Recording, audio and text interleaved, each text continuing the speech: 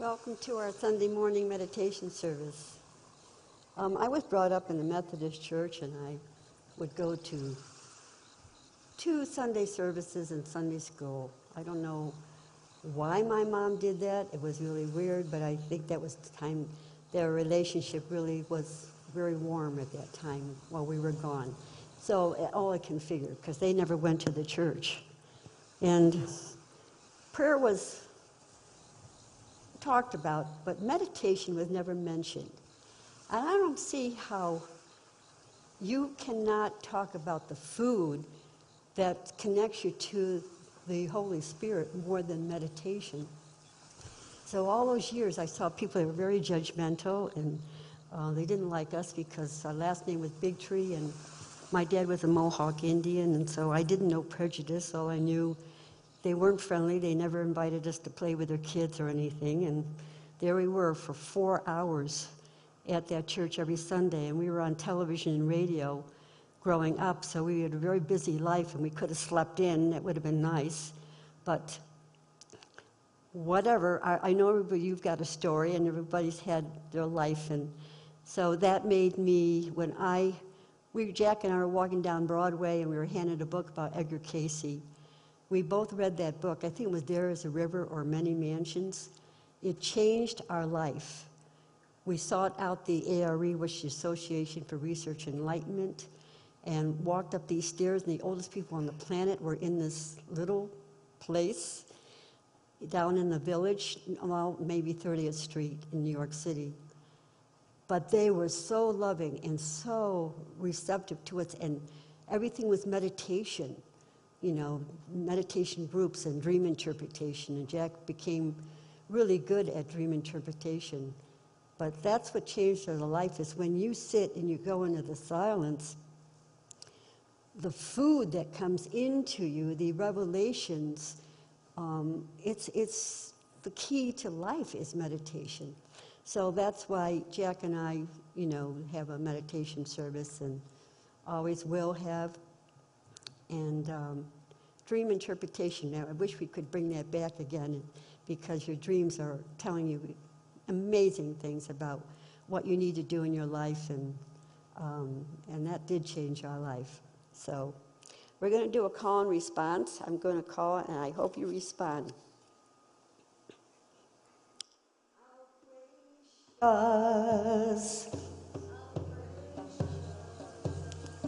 Beloved,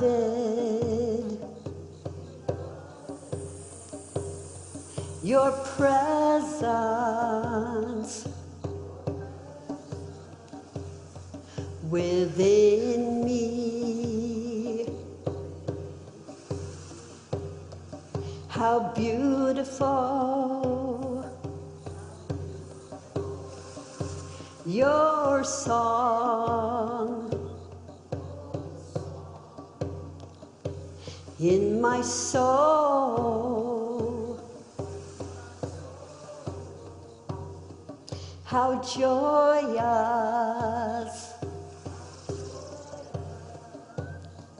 beloved,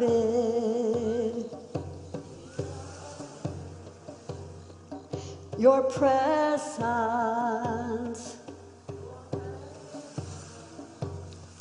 within me, embracing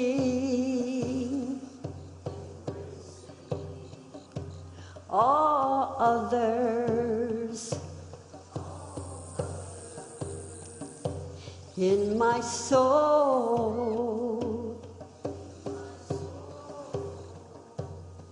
like sunlight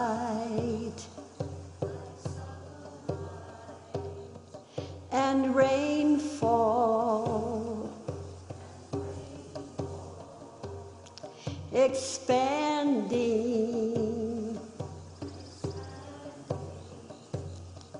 embracing,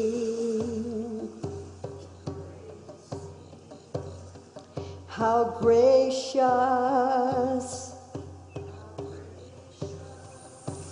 your presence we share.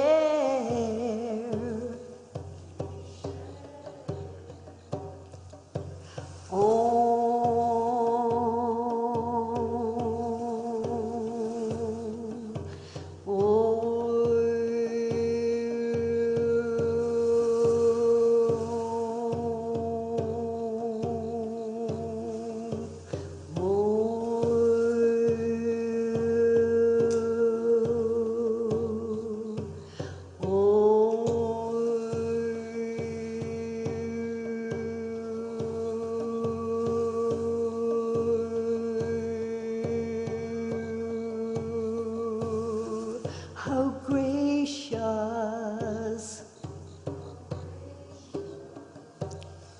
beloved,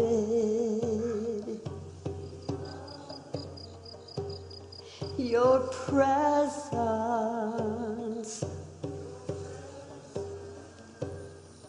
within me. How beautiful your songs in my soul. How joyous, beloved,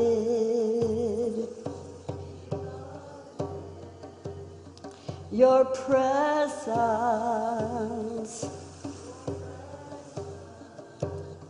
within me,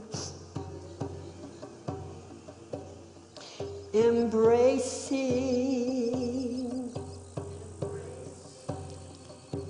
all others in my soul, like sunlight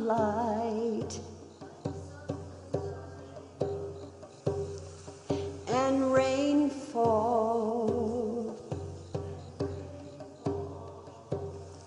expanding,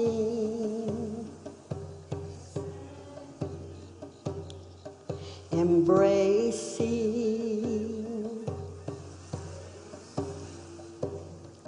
How gracious the presence we share.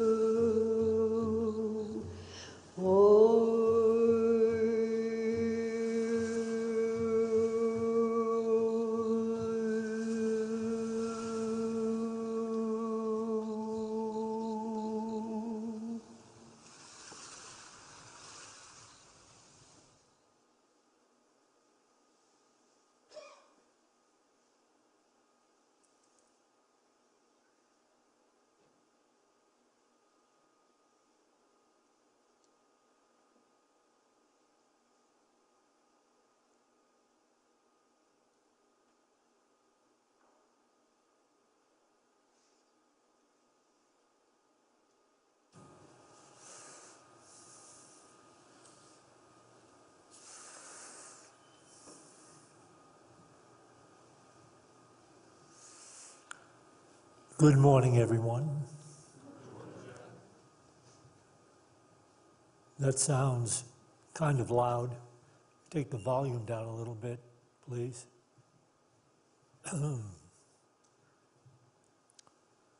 For too many people still, the word Thanksgiving brings to mind the idea of a holiday, one day in which they can escape the drudgeries of the lives they are living and spend the time feasting with family and friends. They still aren't aware that Thanksgiving is a yoga, when practiced, transforms the mind and opens a door to a whole new experience of life.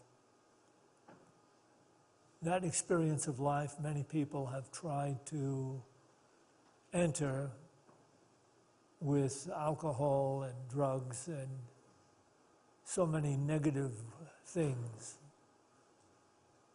never realizing that that experience of life, living that experience of life, is the destiny of every human being.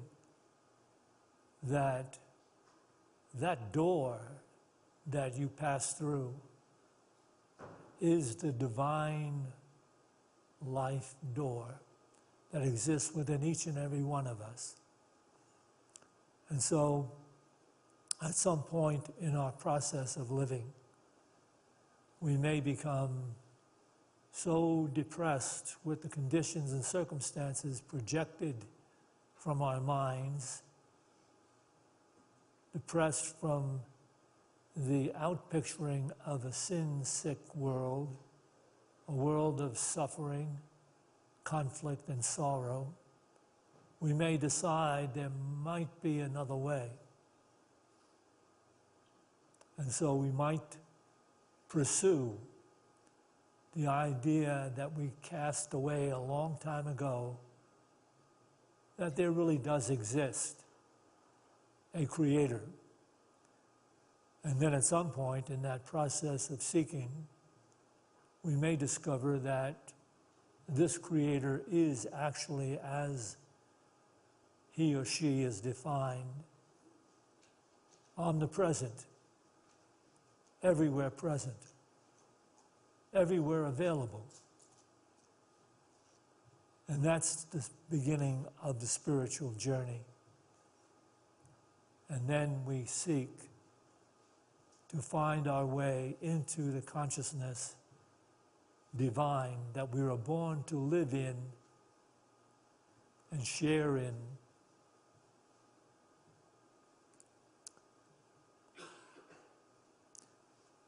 This, of course, requires a mind trained in the positive attitudes.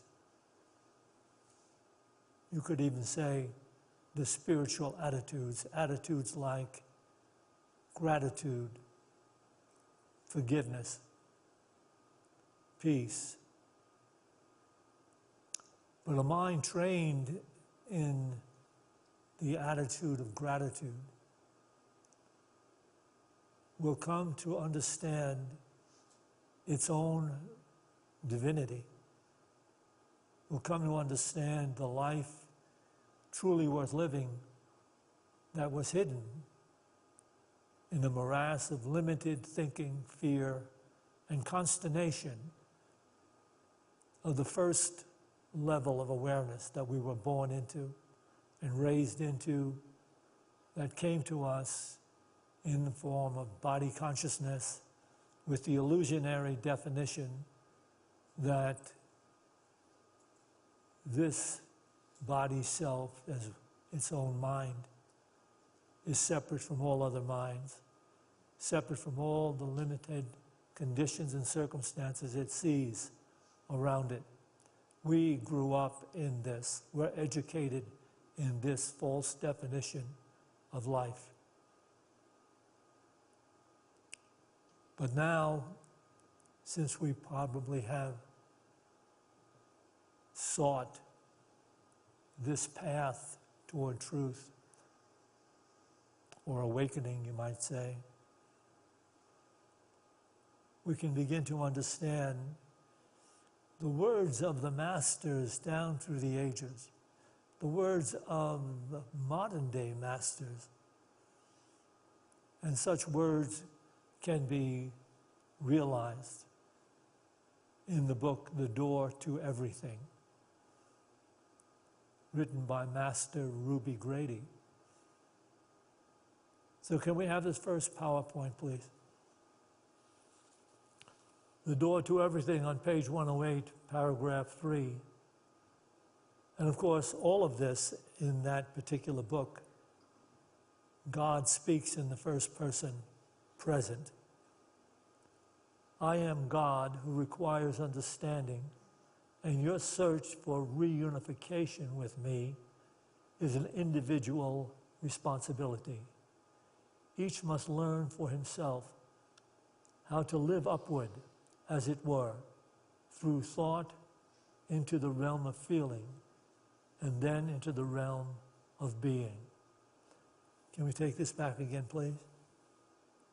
I am God who requires understanding, and your search for reunification with me is an individual responsibility.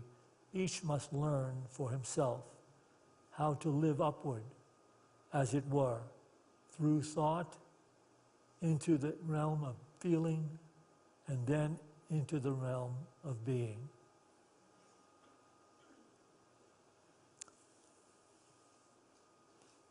This understanding and this experience is near impossible as long as we cling to the habit of judging by appearances. This is the mindset we were born and raised in. Supposing that the conditions and circumstances that appear outside of us and around us are there by some other aspect in my own consciousness, that they're separate and different from me. And so I judge by those appearances. I make decisions by those appearances. I live this life by those appearances. And as long as I am doing that, I will not be able to transcend. I will not be able to enter into the consciousness that the masters of life share, the consciousness that they have down through the ages attempted to relate to humanity. And so it is incumbent upon us to begin to relinquish the habit of judging by appearances. I know this is so difficult for so many people who live in a limited concept of compassion. In their limited concept of compassion, people bemoan the conditions and circumstances of all those who appear to be in dire straits, in suffering, in pain, in war. And so there's a feeling that comes from the ego that this is such a right thing to be embracing. That if you're embracing this false concept of compassion for all these poor, disjointed, lost souls that we see in the world, ultimately, that may be the highest thing we can do. And then, of course, we may find a way to serve in some way to try to help the downtrodden and the lost. There is nothing wrong in that initial false concept of compassion, except that at some point, by faith, we must step beyond it. We must step into a high understanding of life, so much higher then the illusionary concepts that we dwell in this world of separation in which fear prevails in every way. So you can see, if you don't receive anything from this particular talk this morning, you'll be able to at least acknowledge that the world is fear-driven, and that the overriding concept of dealing with that fear-driven life and lives is to somehow or other make enough money so that you can gain the ability to manipulate the thinking and actions of others around you so that they will fulfill your personal expectations. That will make you happy. That will make you emboldened and feeling special. So that's the underlying thing that so many human beings struggling through the initial state of awareness attempt. And there are so many other ways. The limited concepts of, if I could only become popular enough. This, many of us have tried when we were young, and some people are still doing it. If I was only personally popular enough. Or if I was, some kind of star, a rock star, a movie star, then people would honor me by fulfilling my expectations, and I would have a life truly worth living. So if you don't get anything else out of this talk, at least you may be able to begin to realize these are the natural steps people take who are still hung up in the false definition of life based on the illusion of separation, that I am a separate body, mind, in a world of separate others whose self-interests have nothing to do with me. And therefore, I have to be very defensive. I have to be very keen and smart and capable of getting my way in a world of all others who are seeking their own way. That is the insanity. That is the insanity of the world. That is the underlying cause of all of mankind's inhumanity to mankind. At least recognize it if you don't get anything else from this talk. But I'm hoping that you will get something else from this talk. The problems and sorrows on the surface level cannot be ignored as though they do not exist. It is only by keeping your mind absorbed in the transcendent forgiveness and faithful gratitude that the door to consciousness of divine reality opens in you. I didn't get a chance to put this on the PowerPoint. The problems and sorrows on the surface level cannot be ignored as though they do not exist. It is only by keeping your mind absorbed in the transcendent forgiveness and faithful gratitude that the door to the consciousness divine opens in you.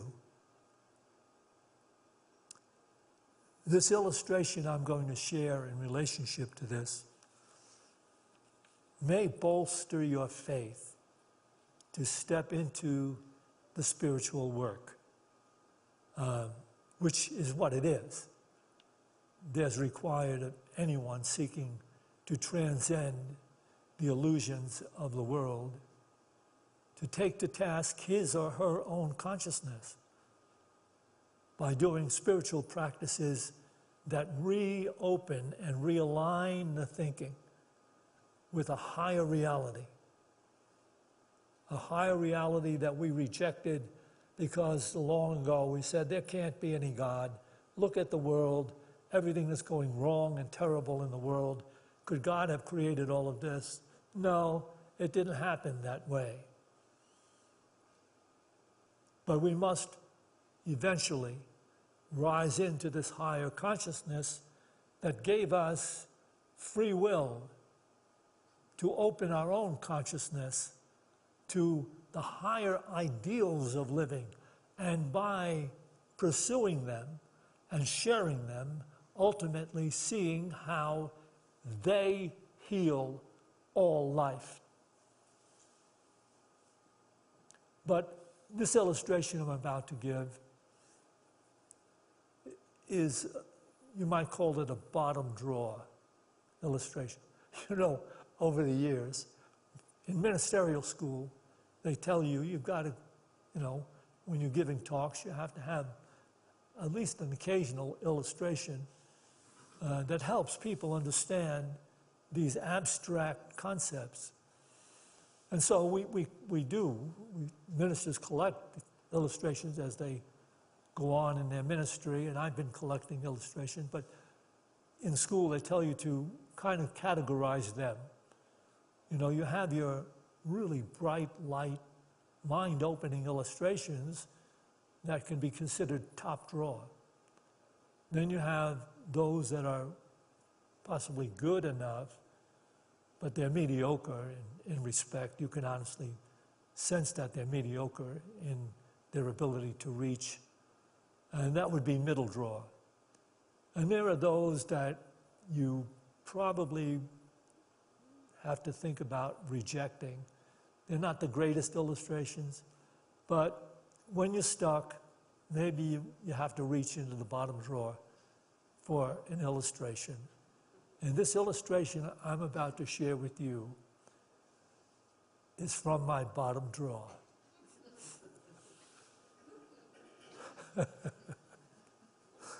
So don't ask too much. I'll tell you how this illustration came to me.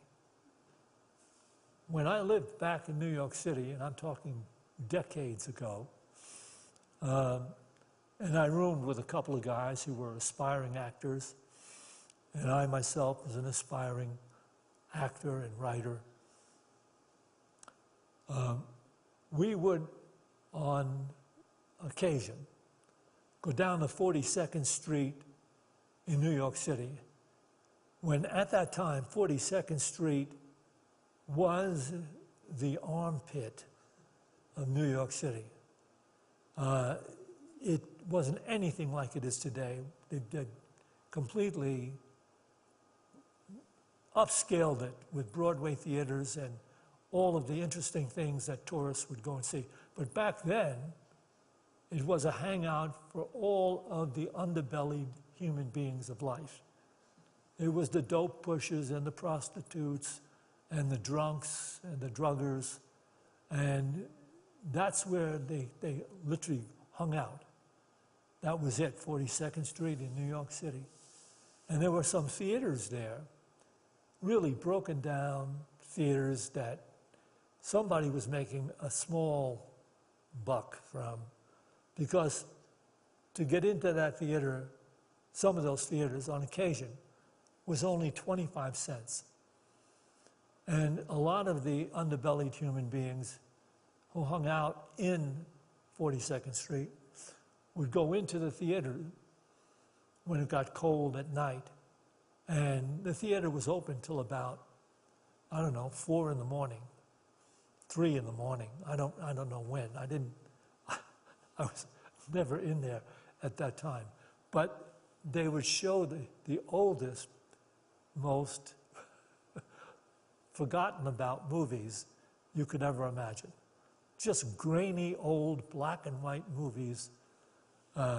And the people in the theater, all these dropped out human beings in that theater, would relate to the characters in the movie out loud. It's the reason why my roommates and I, on occasion, would go there to have a great laugh. You'd sit there, and you would hear the comments coming from the audience to the characters and what they're doing in these movies, and it was outrageously funny. Just outrageous. They would talk about, oh, this guy is he's not gonna wind up with her. Look at him, what an a-hole he is. What right has he got to even bother that babe? And they go on and say, oh, why don't you be quiet? You haven't seen what happens. This guy really turns out to be a really neat person. I don't think so. I've seen this guy in other movies. Anyway, it goes on like that, and the expletives are fabulous. You can't come up with curses as refined and pointed as the ones they use in those theaters. And I guess what happens is they stay there carrying on, and not only that, but here's the interesting thing about it. Not only are they using the most refined expletives, they are using racial slurs about the different characters, and the theater's filled with all these people who are of the races that they are denigrating. So, and you wonder how it doesn't break out. At least we were never there when it broke out into some kind of altercation. But it just goes on and kind of everybody accepts it. Anyway, we used to do that for laughs. We'd go there and really have a good time. I think at 3 in the morning, the management comes up and chases everybody out again. This illustration resolves from that long ago life I lived, and it's bottom drawer. But don't ever say this to anybody. Suppose we were all born in a vast movie theater, which in fact we are. And movies are being shown 24/7 by people who have preceded us in life, who themselves have gained no understanding. So they believe what they see on the screen. And everybody living there believes what they see on the screen. And this is what we are doing, day in and day out, believing what we are seeing on the screen. And those films are being created by people who preceded us in life and haven't necessarily gained any insight. Now imagine that you're doing this forever because you were born in that theater, you live in that theater, you grew up and you're educated in that theater, and you're educated to believe in all of the limitations that are being shown on those screens. But then, wouldn't it be difficult if someone arose and said, there is a door out of this life of suffering, consternation, sickness. There is a door out. It would be hard to believe that person. And yet we've had those people do that.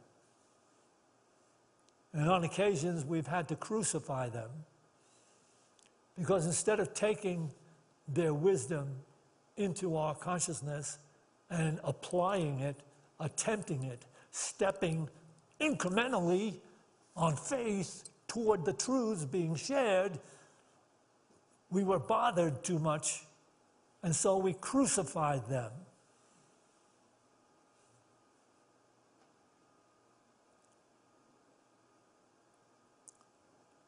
But there is a door. And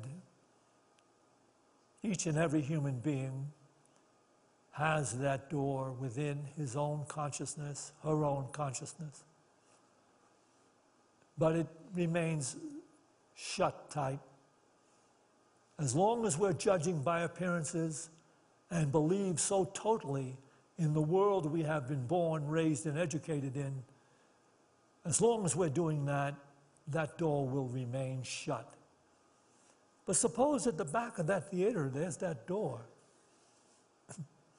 And if you were to step through it, walk away from the years of limited thinking derived from the limited films you were exposed to, you could step through that door into the sunlight of a new life where everybody is considerate of everybody else, where kindness is the ongoing motive of every human being you meet out there in the light of day, where gratitude flows easily and beautifully toward everything and everyone. Just take this moment right now. Ask yourself within, do you believe there are people living in that world I just described? I'm here to tell you there are. And it's not an academic statement. It's a statement of fact. So, you have heard the facts before. You've read them in books before. Are you in the process of opening that door? Because here's something else from the door to everything. Can we have this next PowerPoint, please? This upward movement can begin just where you are if you relinquish the customary attitudes and fill your heart with a new song, a song of love, a song of praise, a song of gratitude. Love, praise, and gratitude arising from your heart center in silent expectancy are the three ascension attitudes, those focused attitudes of mind that exalt your feelings toward everything. Can we take this back again? Do you see how that requires faith? Because it begins by you're still looking out at the sin-sick world and all of the suffering going on, all of the conflict and the war, and now you're deciding to look beyond it, live beyond it, act and think beyond it. This upward movement out of that can begin just where you are if you'll relinquish the customary attitudes and fill your heart with a new song, a song of love, a song of praise, a song of gratitude. Love, praise, and gratitude arising from your heart center in silent expectancy are the three ascension attitudes, those focused attitudes of mind that exalt your feelings toward everything.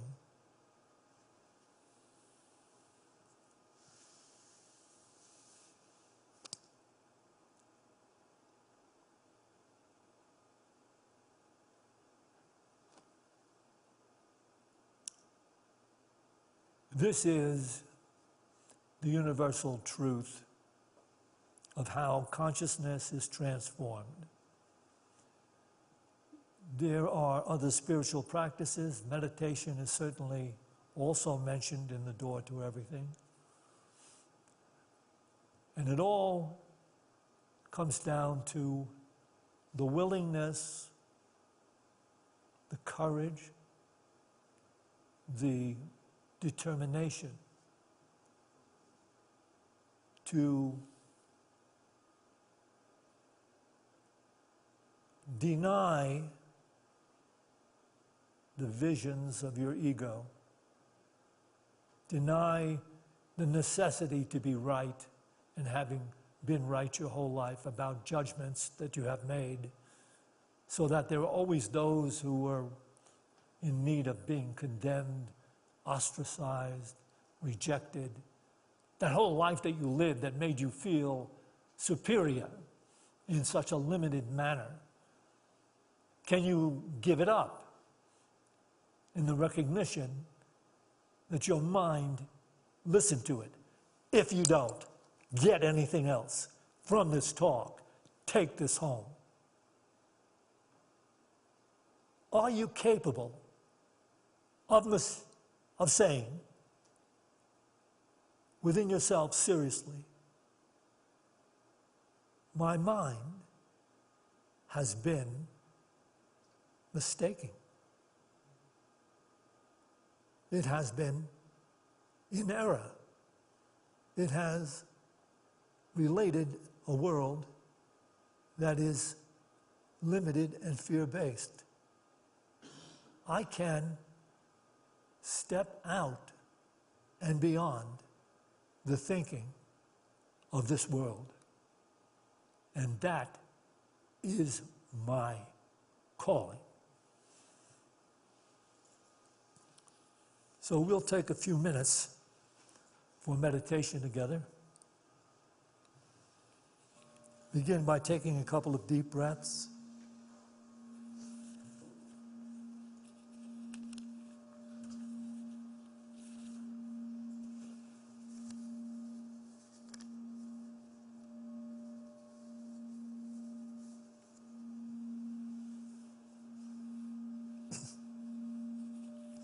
While you're breathing and becoming settled into the moment, I want to share this ode, which is the ode of Solomon's conversion.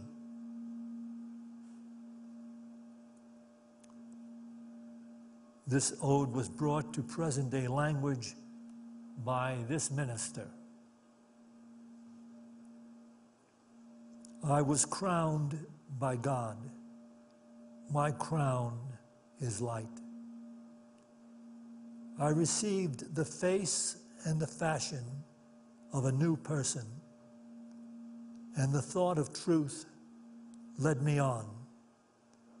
I walked after it and did not wander. And all that saw me were amazed, and I was regarded by them as a person of peace.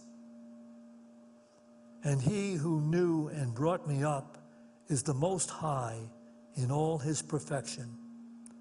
And he glorified me by his kindness and raised my thoughts to the heights of unrelenting gratitude.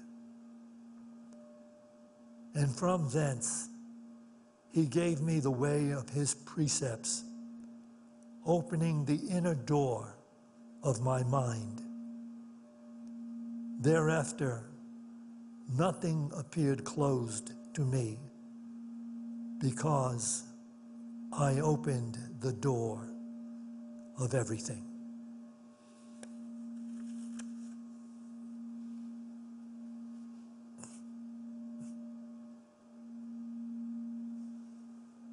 What will help us in allowing the thinking of the mind to rest and allow the refined awareness to rise, we simply bring to mind an ideal, and we gently hold that ideal in mind, and we allow limited thoughts other than the ideal to come and go. We don't fight with them. We don't try to drive them out of mind. We simply return our awareness to the ideal.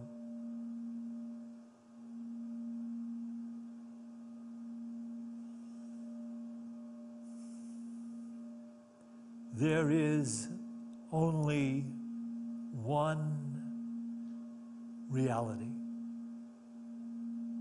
In you, in me, in everything we see,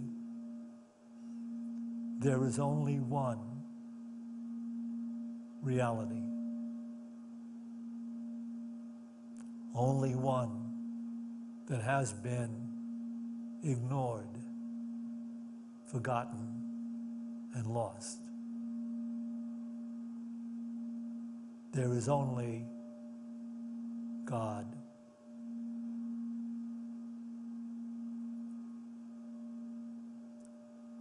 There is only one reality, only one, in you, in me, in everything we see. There is only one reality that has been ignored, forgotten, lost. There is only one reality, only love.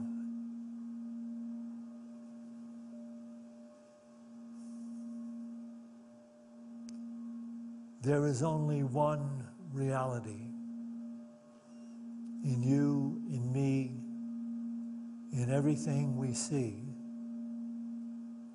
There is only one reality which has been ignored, forgotten, and lost. There is only one reality in you, in me, in everything we see,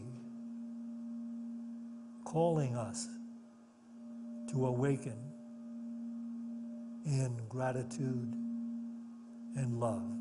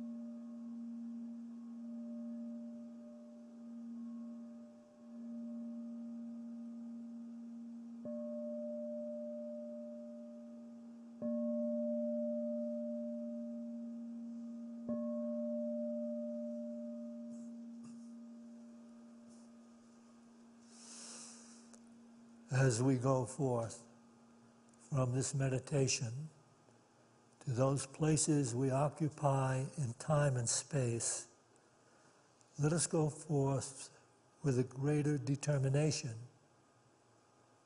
to be awake in the practice of the presence. For this opportunity in every moment, we give thanks. To this we say, Amen.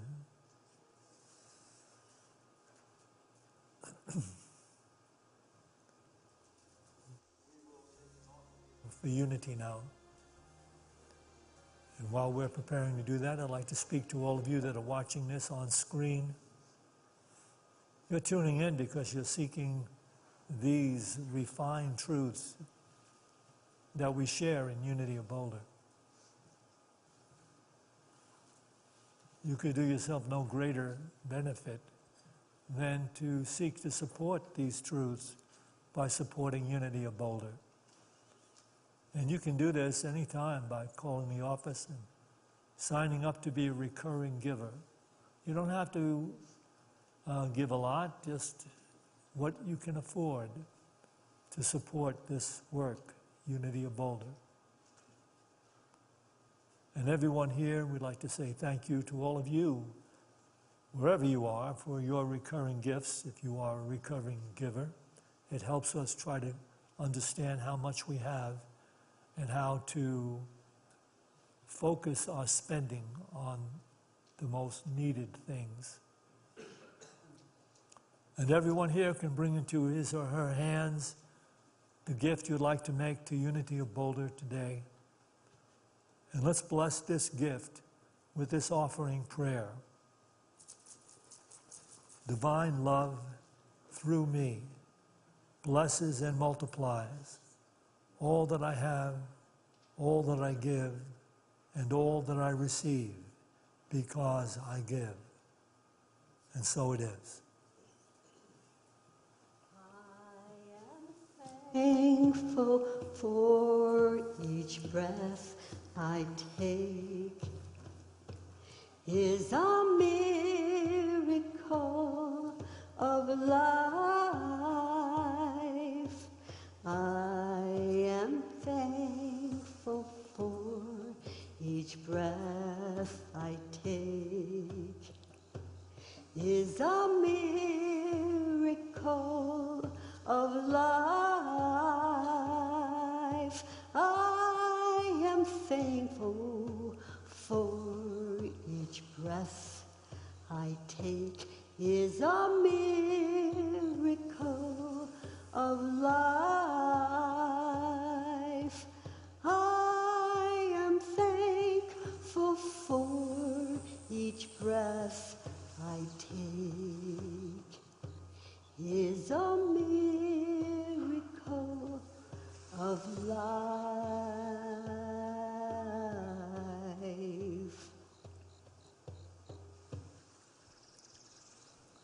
Join me now, please.